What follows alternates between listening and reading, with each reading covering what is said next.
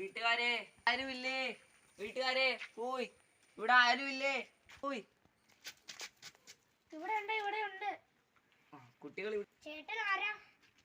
നമ്മള് പഞ്ചായത്തിൽ നിന്ന് വന്നതാ. ഞങ്ങള് പഞ്ചായത്തിലേക്കൊന്നുമില്ല. നിങ്ങള് പഞ്ചായത്തിലേക്ക് വരണമെന്നല്ല പറഞ്ഞത്, ഞാൻ പഞ്ചായത്തിൽ നിന്ന് വന്നതാ. വീട്ടിലുള്ളവരെ ഒന്ന് വിളിച്ചേ.